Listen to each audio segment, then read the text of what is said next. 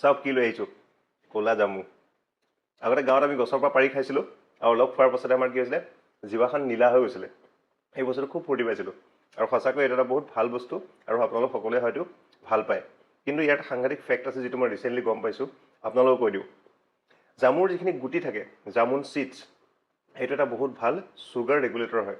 মানে কোনোবা যদি ডায়েবেটিক পেচেণ্ট আছে বা সুস্থ মানুহ যদি আছে, এই গুটিখিনি যদি পাউডাৰ কৰি খায় তেনেহ'লে আপোনাৰ চুগাৰটো বহুত কণ্ট্ৰলত আহি যায়। বহুত এক্সপেৰিমেণ্ট হৈছে আৰু তাৰ পৰা এইটো গম পোৱা গৈছে যে আপুনি এই জামুনৰ গুটিখিনি পেলাই দিব নালাগে, সেইখিনি ড্ৰাই কৰক, পাউডাৰ কৰক আৰু ডেইলি পানীৰ লগত নহ'লে গাখীৰৰ লগত 1-1.5 চামুচকৈ মিলাই খাওক, চাব আপোনাৰ চুগাৰটো একদম কণ্ট্ৰলত থাকিব।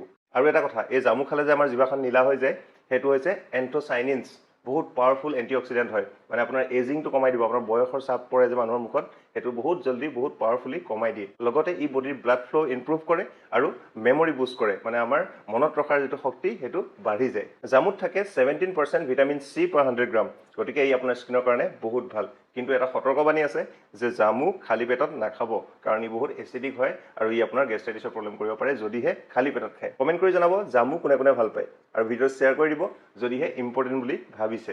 আজিলৈ আহিছোঁ, বাই বাই।